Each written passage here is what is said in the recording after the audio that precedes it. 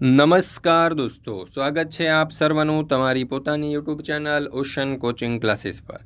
મિત્રો, ધોરણ 5ની ગુજરાતી વિષયની પ્રથમ સત્રાંત પરીક્ષા ઓક્ટોબર 2024 આવી રહી છે અને આ પ્રથમ સત્રાંત પરીક્ષા જે આવી રહી છે તે તમારી એની તૈયારી માટે થઈ અને જો તમારા માટે કોઈ સારામાં સારો ઓપ્શન હોય તો એ છે આપણા મોસ્ટ આઈએમપી પ્રશ્નપત્ર. દરેક ધોરણના દરેક વિષયના બબ્બે મોસ્ટ આઈએમપી પ્રશ્નપત્ર આપણે તૈયાર કરેલા છે જે તમારી પરીક્ષાની તૈયારી માટે અને પરીક્ષામાં સારામાં સારા ગુણ મેળવવા માટે ખૂબ જ ઉપયોગી છે. તો આ વિડીયો અને પીડીએફ મેળવી અને તેનો અભ્યાસ કરી લેજો. પીડીએફ મેળવવા માટેની લિંક તમને વિડીયોના ડિસ્ક્રિપ્શન બોક્સની અંદર મળી જશે. ચાલો તો શરૂ કરીએ. ધોરણ 5ના ગુજરાતી વિષયની પ્રથમ સત્રાંત પરીક્ષા 2024નું તારીખ 17/10/2024ને ગુરુવારના રોજનું આ જે પ્રશ્નપત્ર છે તેનું સંપૂર્ણ સોલ્યુશન.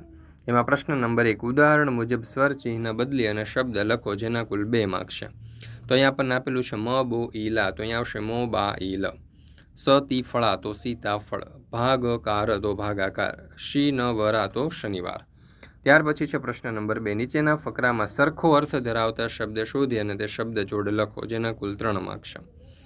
તો જો છોકરા ચૂપચાપ બગીચામાં પેઠા ત્યાં મમ્મી ધીમું ધીમું હસી અને ચંદુએ ઉતાવળ લેશન કર્યું. તો ઝટપટ એટલે ઉતાવળે, છાના માના એટલે ચૂપચાપ અને મરક મરક એટલે ધીમું ધીમું. પ્રશ્ન નંબર 3, અ અને બ ના યોગ્ય વિકલ્પ સાથે જોડો જેના કુલ 5 માર્ક છે. ચાલો તો અહીંયા પહેલાં આપણને આપેલું છે જાનકી બહેનના પાકીટમાં, તો જવાબ આવશે વિકલ્પ 3, 500ની 8 નોટ હતી. પાકીટ મારનું નામ, તો અહીંયા જવાબ આવશે સોમુ સાંગી હતું. તડકે બેસવાની મજા, તો એમાં જવાબ આવશે સવારે અને શિયાળામાં આવ. તરલિકાએ તડકાથી બચવા, તો વસંતરાયને પલંગ ઉપર ચડવા કહ્યું. અને નર રીછનું નામ પહેલવાન અને માદા રીછનું નામ ધાબળધીંગી હતું.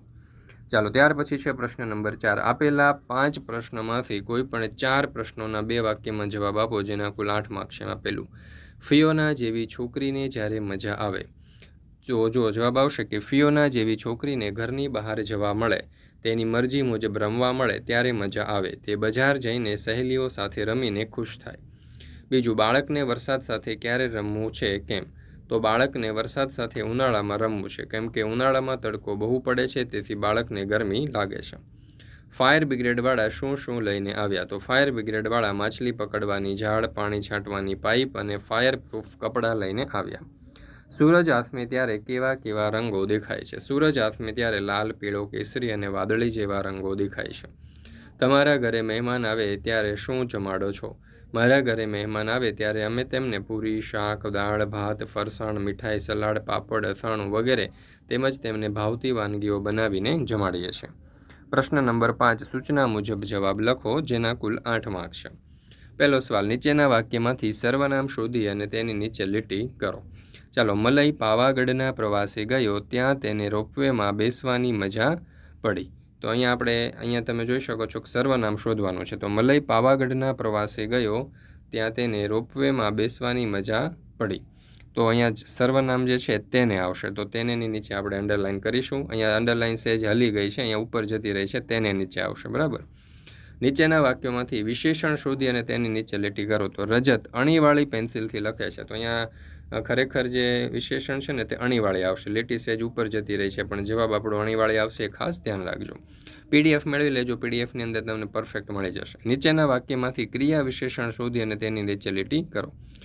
વિદ્યાર્થીઓ મોટેથી કાવ્ય ગાતા હતા. તો અહીંયા ક્રિયા વિશેષણ જે છે તે ગાતા હતા.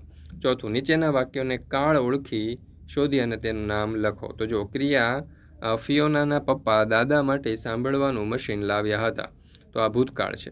પછી છે અમીષા રમત રમે છે. તો આ વર્તમાન કાળનું વાક્ય છે. ત્યાર પછી 5મું, નીચેના વાક્યોમાં યોગ્ય વિરામ ચિહ્નો મૂકો. તમને ક્યારે હસવું આવ્યું. તો અહીંયા પ્રશ્ન ચિહ્ન આવશે. મને ચપટીક થાક લાગ્યો છે. તો અહીંયા પૂર્ણ વિરામ. વ્યક્તિવાચક નામની નીચે લીટી દોરો. હિમાલય ઊંચો પર્વત છે. તો અહીંયા હિમાલયની નીચે લીટી આવશે. ત્યાર પછી છે પ્રશ્ન નંબર 6, કોઈ પણ એક વિશે ટૂંકમાં લખો જેના કુલ 5 માર્ક છે. તો વર્ષા ઋતુ વિશે આપણે લખીએ. તો જુઓ, ઉનાળો પૂરો થાય પછી વર્ષા ઋતુ આવે છે. આકાશમાં કાળા વાદળો છવાઈ જાય છે. વાદળાના ગડગડાટ, વીજળીના ચમકારા અને પવનના સુસવાટા સાથે મેઘરાજાની સવારી આવી પહોંચે છે. મુશળધાર વરસાદ તૂટી પડે છે. ચારે બાજુ પાણી થઈ જાય છે. લોકો ખુશખુશાલ થઈ જાય છે. બાળકો પાણીમાં છબછબિયા કરવા માટે ઘરની બહાર દોડી જાય છે, મોર કળા કરી નાચે છે, દેડકા ડ્રાઉં ડ્રાઉં કરતા કૂદાકૂદ કરે છે, ચારે બાજુ ભીની માટીની સુગંધ ફેલાઈ જાય છે, વૃક્ષો ખીલી ઉઠે છે, કેટલાક લોકો છત્રી ઓઢીને કે રેઇનકોટ પહેરીને ફરવા નીકળે છે, વાતાવરણમાં નવી તાજગી અને નવો ઉમંગ જોવા મળે છે. વરસાદ શરૂ થતાં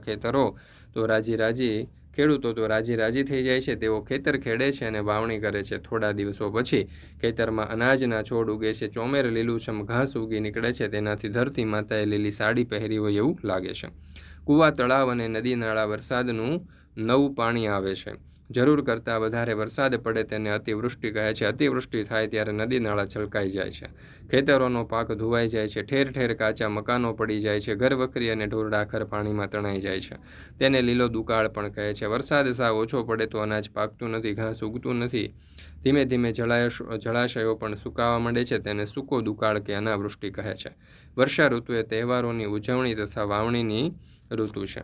વર્ષા ઋતુમાં રક્ષાબંધન, નાગપાંચમ, શીતળા સાતમ, જન્માષ્ટમી, ગણેશ ચતુર્થી, નવરાત્રિ અને દિવાળી જેવા તહેવારો આવે છે. લોકો આનંદ અને ઉલ્લાસથી આ તહેવારો ઉજવે છે. વર્ષા ઋતુ પ્રાણી માત્રના જીવનનો આધાર છે, તેથી જ લોકો એના ગુણગાન ગાય અને વર્ષા ઋતુને ગુણગાન ગાય છે. વર્ષા ઋતુ એ ઋતુઓની રાણી કહેવાય. ત્યાર પછી બીજું છે વૃક્ષો આપણા મિત્ર છે. તો જો તરુનો બહુ આભાર, જગત પર તરુનો બહુ આભાર. વૃક્ષો ધરતીની શોભા છે. વૃક્ષો આપણને અનેક રીતે ઉપયોગી છે.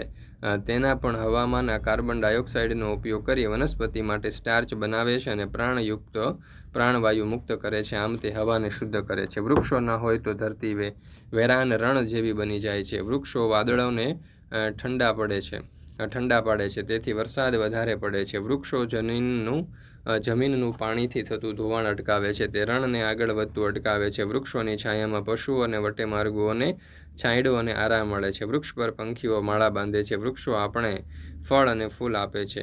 ટીમરૂના પાન બીડી બનાવવા માટે વપરાય છે. ખાખરાના પાનમાંથી પડિયા પતરાળા બને છે. વૃક્ષોનું લાકડું બળતણમાં વપરાય છે. કેટલાક વૃક્ષોના લાકડામાંથી ઘરનું રાસ રચીલું બને છે. વૃક્ષો આપણને મધ, લાખ, ગુંદર, રબર તેમજ કેટલીક ઔષધિઓ આપે છે. પોચું લાકડું કાગળ અને દિવાસળી બનાવવામાં વપરાય છે.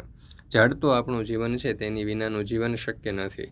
તેઓ આપણને મદદ કરતા હોવાથી તે આપણા મિત્ર છે. પથ્થર મારનારને પણ ફળ આપે છે, તેથી વૃક્ષ સંત જેવા હોય છે. વૃક્ષોનો ઘણો મહિમા છે, તેથી દર વર્ષે વૃક્ષારોપણ દિનની ઉજવણી કરવામાં આવે છે. આપણે વૃક્ષો બચાવીશું તો વૃક્ષો આપણને બચાવશે. ત્યાર પછી છે પ્રશ્ન નંબર 7. ચિત્રનું વર્ણન 5 થી 7 લીટીમાં કરો. અહીંયા તમે જોઈ શકો છો એક છોકરી જે છે પતંગ ચગાવી રહી છે. આ દ્રશ્ય આપણને અહીંયા આપેલું છે. તો જોઈએ આપણે એનું વર્ણન. આ ખુલ્લા મેદાનનું ચિત્ર છે. એક છોકરી પતંગ ચગાવે છે. આકાશમાં પતંગ છે. ફિરકી પકડનાર કોઈ નથી. ફિરકી ભોંય ઉપર છે. આ છોકરીની આસપાસ 2-3 જંગલી ફૂલ છોડ ઉગેલા દેખાય છે. દૂર દૂર ટેકરીઓ છે. એક ટેકરીની પાસે એક વૃક્ષ છે. આકાશમાં 5 પંખીઓ ઉડતા જોવા મળે છે. તેમાંનું એક પંખી નીચે પડતું દેખાય છે. પતંગની પાકી દોરીથી આ પંખીને કદાચ ઈજા થઈ હશે. ત્યાર પછી છે પ્રશ્ન નંબર 8. કૌંસમાંથી યોગ્ય શબ્દ લઈ ખાલી જગ્યા પૂરો. જો વરસાદ મોઢેથી હસતો હોય એમ લાગ્યું, પરંતુ તે આંખોથી ખૂબ રડતો હતો. બાળકો વરસાદ સાથે ધીંગા મસ્તી કરતા હતા. તો મિત્રો અહીંયા આપણે ધોરણ 3નું ગુજરાતી વિષયનું મોસ્ટ આઈએમપી પ્રશ્નપત્ર જે છે પ્રથમ સત્રાંત પરીક્ષા 2024નું તે પૂર્ણ કરીએ છીએ. મિત્રો આપણી આ ચેનલ ઉપર ધોરણ 3ના બધા જ વિષયના જે મોસ્ટ આઈએમપી પ્રશ્નપત્ર છે તેના 2 પ્રશ્નપત્ર મુકાઈ ચૂક્યા છે. તો જરૂરથી આ પ્રશ્નપત્ર મેળવી અને તેનો અભ્યાસ કરી લેજો. જે તમારી પરીક્ષાની તૈયારી માટે અને પરીક્ષામાં સારા ગુણ મેળવવા માટે ખૂબ જ ઉપયોગી સાબિત થશે. વિડીયો પસંદ આવ્યો હોય તો લાઇક કરવાનું અને તમારા મિત્રો સાથે શેર કરવાનું ભૂલશો નહીં.